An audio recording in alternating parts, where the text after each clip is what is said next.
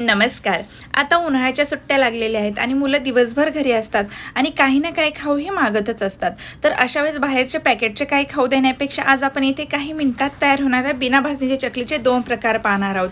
अशा सोप्या रेसिपी पाहण्यासाठी चॅनलला सबस्क्राईब नक्की करून ठेवा. तर ह्या चकल्या बनवण्यासाठी इथे मी 2 वाटी तांदळाचं पीठ घेतलेलं आहे. तर इथे मी रेडीमेड तांदळाचं पीठ घेतलेलं आहे. तुम्ही तांदूळ गिरणीतून दळून आणून तेही पीठ वापरू शकता.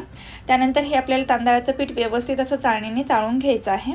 त्यानंतर ज्या वाटीने तांदळाचं पीठ घेतलेलं आहे ना, त्याच वाटीने इथे मी 1 वाटी बेसन पीठ घेतलेलं आहे. बेसन पीठ हे व्यवस्थित असं आपल्याला इथे चाळून घ्यायचं आहे. त्यानंतर या पिठामध्ये मी पाव चमचा हळद टाकलेली आहे. त्यानंतर पाऊण चमचा मिरची पावडर, तसंच थोडंसं हिंग ॲड केलेलं आहे. तसेच अर्धा चमचा धना पावडर, त्यानंतर 1 चमचा तिळ तुम्ही कमी जास्तही करू शकता, म्हणजे प्रमाण तिळाचं वाढवू शकता किंवा कमीही करू शकता. इथे मी 1 चमचा तीळ घेतलेला आहे. त्यानंतर इथे मी 1 चमचा ओवा घेतलेला आहे. अशा प्रकारे हे सर्व मसाले ह्या पिठामध्ये व्यवस्थित असं मिक्स करून घ्यायचं आहे. त्यानंतर यामध्ये चवीनुसार मीठ ॲड केलेलं आहे आणि हे व्यवस्थित सर्व आपल्याला मिक्स करून घ्यायचं आहे. हे मसाले व्यवस्थित पिठाला लागले गेले पाहिजे, या पद्धतीने व्यवस्थित मिक्स करून घ्यायचं आहे. त्यानंतर ज्या वाटीने आपण तांदळाचं पीठ आणि बेसन पीठ घेतलेलं आहे ना, त्याच वाटीने इथे आपल्याला काय करायचं आहे की तेल घ्यायचं आहे. तर इथे मी पाव वाटी तेल घेतलेलं आहे आणि हे तेल एकदम कडकडीत गरम करून घ्यायचं आहे आणि व्यवस्थित असं पिठामध्ये ॲड करून घ्यायचं आहे. तेल गरम असल्यामुळे काय करायचं आहे, पहिल्यांदा मी काय करत आहे की स्पॅच्युलाच्या साह्याने मिक्स करून घेणार आहे. म्हणजे काय होतं, हे पीठ हे जे तेल आहे पीठ आणि मसाल्याला व्यवस्थित लागलं जातं. तर अशा पद्धतीने व्यवस्थित असं मिक्स करून घ्यायचं आहे. त्यानंतर थोडंसं कोमट झाल्यानंतर मी हाताने व्यवस्थित असं मिक्स करून घेत आहे. जरी इथे मी जे तेलाचं मोहन सांगितलेलं आहे ना, ते एकदम योग्य प्रमाण आहे, त्यापेक्षा जास्तही घ्यायचं नाही आहे आणि कमीही घ्यायचं नाही आहे.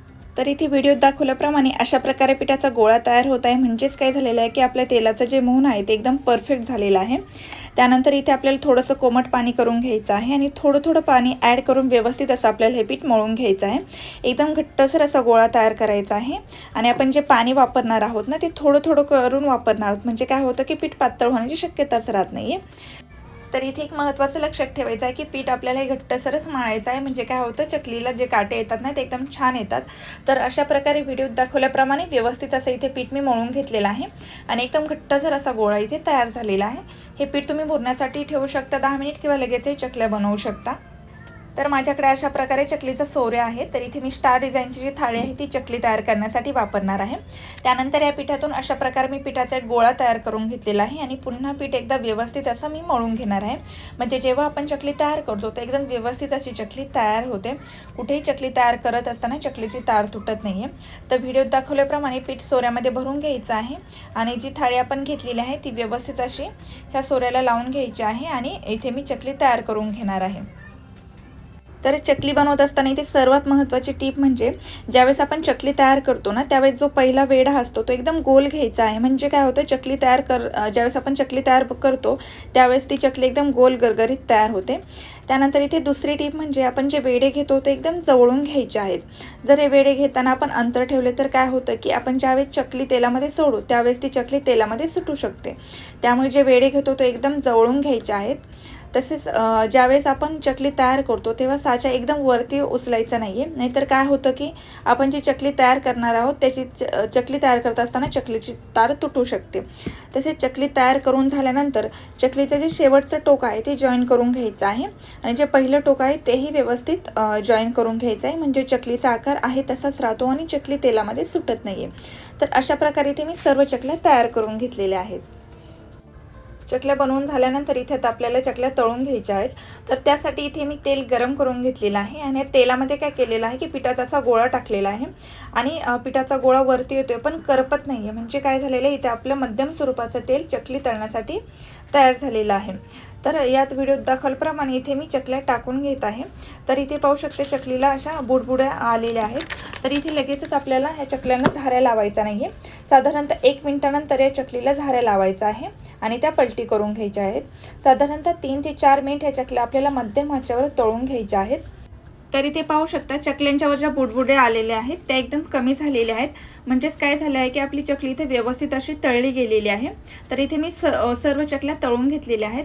तर चकल्या तळत असताना महत्त्वाच्या टिप लक्षात ठेवायच्या आहेत, त्या म्हणजे की ज्यावेळेस आपण चकली तळतो तेव्हा गॅसची फ्लेम ही मध्यमच ठेवायची आहे, कुठेही मोठी किंवा कमी करायची नाही आहे। जर गॅसची फ्लेम मोठी केली तर चकली वरून तळली जाते आणि आतून तशीच कच्ची राहते, आणि गॅसची फ्लेम ही जर कमी केली तर चकली खूप तेल ओढू शकते आणि चकली कडक होण्याची शक्यता असते।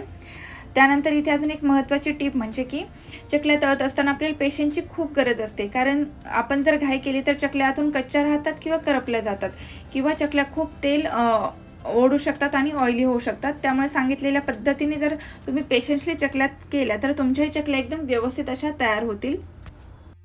जर तुम्हाला ही माझी चकली रेसिपी आवडली असेल तर घरी एकदा नक्की ट्राय करून पाहू। मला कमेंट करून नक्की सांगा की चकल्या कशा तयार झालेल्या आहेत। तर ही चकली बनवण्यासाठी इथे एक मी घरातील वाटी घेतलेली आहे। तुम्ही घरातील कोणतीही एक वाटी सेट करू शकता आणि त्याने सर्व प्रमाण घेऊ शकता। तर इथे मी 1 वाटी मूग डाळ घेतलेली आहे आणि 3 वाटी मैदा घेतलेला आहे। त्यानंतर हा मैदा व्यवस्थित असा आपल्याला चाळून घ्यायचा आहे आणि मैदा व्यवस्थित असा आपल्याला सुती कपड्यामध्ये बांधून घ्यायचा आहे, कारण हा मैदा आपल्याला व्यवस्थित असा वाफवून घ्यायचा आहे। तर इथे मी एक सुती कपडा घेतलेला आहे आणि आपण जो मैदा घेतलेला आहे ना तो यामध्ये ओतून याची व्यवस्थित अशी गाठ मारून घ्यायची आहे। तर इथे पाहू शकता व्यवस्थित अशी याची मी गाठ मारून घेतलेली आहे। त्यानंतर मूग डाळ मी व्यवस्थित अशी स्वच्छ धुवून घेतलेली आहे आणि मूग डाळ भिजून थोडंसं पाणी वरतील असं पाण्याचं प्रमाण घेतलेलं आहे। म्हणजेच काय थोडक्यात की मूग डाळ शिजवण्यासाठी आपण जेवढं पाणी वापरतो तेवढं पाणी इथे घ्यायचं आहे। तर व्हिडिओत दाखवल्याप्रमाणे मूग डाळीचा डबा कुकरमध्ये ठेवलेला आहे आणि त्यावर अशा प्रकारे एक प्लेट ठेवली आहे आणि आपण जो मैदा बांधून घेतलेला आहे तो एका वाटीमध्ये ठेवला आहे, तो अशा प्रकारे वाफवण्यासाठी ठेवलेला आहे। त्यानंतर इथे मी 3 ते 4 शिट्ट्या देऊन घेतलेला आहे। तर इथे पाहू शकता एकदम परफेक्ट अशी आपली मूग डाळ शिजली गेलेली आहे। तर व्हिडिओत दाखवल्याप्रमाणे मूग डाळ व्यवस्थित अशी स्मॅश करून घ्यायची आहे। तर इथे पाहू शकता मैदाही व्यवस्थित असा वाफवला गेलेला आहे। मैदा वाफवल्यानंतर त्याचा कडक असा गोळा तयार होतो। तर हा मैदा आपल्याला व्यवस्थित असा चाळून घ्यायचा आहे। तर त्यासाठी मी काय केलेलं आहे की आपल्या घराची पुरणाची चाळण असते ती चाळण घेतलेली आहे आणि त्यावर हा सर्व मैदा व्यवस्थित असा एकसारखा मी ते चाळून घेतलेला आहे। तर मैदा वाफवत असताना मैद्याला पाणी लागणार नाही याची काळजी घ्यायची आहे। तर इथे पाहू शकता एकदम व्यवस्थित असा सर्व मैदा मी इथे चाळून घेतलेला आहे। त्यानंतर हा मैदा मी एका ताटामध्ये काढून घेतलेला आहे। त्यानंतर आपण जी मूग डाळ शिजवून घेतलेली आहे ना ती यामध्ये ॲड करायची आहे।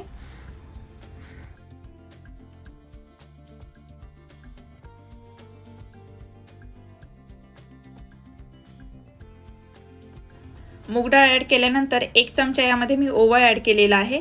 त्यानंतर 1 ते 1.5 चमचा मिरची पावडर ॲड केलेली आहे। तुम्ही ज्या प्रमाणात तिखट खाता त्या प्रमाणात मिरचीचे प्रमाण कमी जास्त करू शकता। त्यानंतर 1 ते 1.5 चमचा इथे मी तीळ घेतलेला आहे। त्यानंतर यामध्ये पाव चमचा हळद घ्यायची आहे आणि चवीनुसार मीठ ॲड करायचं आहे आणि व्यवस्थित असं आपल्याला हे पीठ मळून घ्यायचं आहे। तर इथे तुम्ही लसूणही वापरू शकता, मी वापरलेला नाही आहे पण इथे तुम्ही लसूणही वापरू शकता। तर काय करायचं आहे की लसणाची एकदम बारीक अशी पेस्ट करायची आहे, ती गाळणीने गाळून घ्यायची आहे आणि मग ती पिठामध्ये ॲड करायची आहे। लसणाची पेस्ट गाळूनच घ्यायची आहे, नाहीतर ती सोऱ्यामध्ये अडकू शकते। तर हे पीठ मळत असताना आपल्याला पहिल्यांदा मूग डाळीतच हे पीठ आपल्याला मळून घ्यायचं आहे। समजा खूपच घट्टसर पीठ वाटलं तरच पाण्याचा वापर करायचा आहे। तर इथे पाहू शकता एकदम परफेक्ट असं पीठ मी इथं मळून घेतलेलं आहे। तर माझ्याकडे अशा प्रकारे सोरे आहे, तुमच्याकडे जो असेल तो तुम्ही वापरू शकता। आणि आपण जेव्हा पीठ सोऱ्यामध्ये भरतो तेव्हा एकसारखं पीठ भरायचं आहे, नाहीतर काय होतं जर पीठ भरताना जर सोऱ्यामध्ये हवा राहिली तर ज्यावेळेस आपण चकली बनवतो त्यावेळेस काय होतं की आपली जी चकलीची तार आहे ती तुटू शकते। त्यामुळे एकसारखं दाबून व्यवस्थित असं या सोऱ्यामध्ये पीठ भरून घ्यायचं आहे। तर इथे मी चकली तयार करून घेत आहे। काय करायचं आहे ज्यावेळेस आपण चकली तयार करतो त्यावेळेस सोऱ्या खूप वरती उचलायचा नाहीये, नाहीतर काय होतं की चकली बनवत असताना त्या चकलीच्या पिठाची तार तुटू शकते। त्यामुळे व्यवस्थित असे आपल्याला इथे चकली तयार करून घ्यायची आहे। तर इथे पाहू शकता एकदम परफेक्ट अशी चकली तयार झालेली आहे। जेव्हा आपण चकली बनवून घेतो तेव्हा सुरुवातीचे जे टोक आहे आणि शेवटचे जे टोक आहे ते व्हिडिओत दाखवल्याप्रमाणे व्यवस्थित असं जॉईन करून घ्यायचं आहे। म्हणजे काय होतं की जेव्हा आपण चकली तेलामध्ये तळतो तेव्हा ती तेलामध्ये सुटत नाहीये। चकल्या बनवून झाल्यानंतर आता आपण त्या तेलामध्ये तळून घेणार आहोत। तर त्यासाठी इथे मी तेल गरम करून घेतलेलं आहे आणि अशा प्रकारे पिठाचा गोळा तेलामध्ये टाकलेला आहे। पीठ वरती येते पण करपलं जात नाहीये, म्हणजेच आपलं काय झालेलं इथं परफेक्ट असं तेल चकली तळण्यासाठी गरम झालेलं आहे। तर चकल्या आपल्याला हे मध्यम आचेवरच तळायच्या आहेत। काय होतं की जर आपण हाय फ्लेमवर तळल्या तर चकल्या फक्त वरून तळल्या जातात आतून तशाच कच्च्या राहतात. आणि जर कमी म्हणजेच मंद आचेवर जर तळल्या तर चकली खूप तेल पिते आणि कडक होण्याची शक्यता असते. त्यामुळे मध्यम आचेवरच आपल्याला चकल्या व्यवस्थित अशा तळून घ्यायच्या आहेत. आणि जेव्हा आपण चकली तेलामध्ये सोडतो तेव्हा चकलीला लगेच झाऱ्या लावायचं नाही आहे.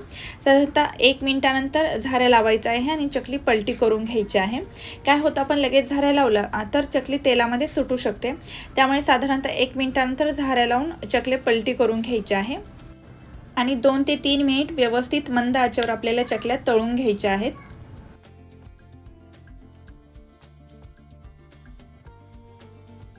पाहू शकता एकदम परफेक्ट अशी आपली चकली तयार झालेली आहे. कलर हे खूप सुंदर आलेला आहे. तर ह्या चकल्या तयार करत असताना सर्वात महत्त्वाच्या टिप म्हणजे मैदा वाफवत असताना मैद्याला पाणी लागले नाही पाहिजे याची काळजी घ्यायची आहे. आणि जेव्हा आपण चकली तळतो तेव्हा मध्यम आचेवरच तळून घ्यायच्या आहेत. तर अशा प्रकारे इथे मी सर्व चकल्या तयार करून घेणार आहे. जर तुम्हालाही माझी चकली रेसिपी आवडली असेल तर घरी एकदा नक्की ट्राय करून पहा व मला कमेंट करून नक्की सांगा की चकली कशी तयार झालेली आहे. आणि जर तुम्ही चॅनलवर नवीन असाल आणि चॅनल अजून सबस्क्राईब केलं नसेल तर सबस्क्राईब करा. म्हणजे काय होईल, जेव्हा मी अशी सोप्या रेसिपी अपलोड करेल त्याचे नोटिफिकेशन सगळ्यात अगोदर तुम्हाला मिळेल. परत भेटूया अशाच एका नवीन रेसिपीबरोबर. तोपर्यंत टेक केअर.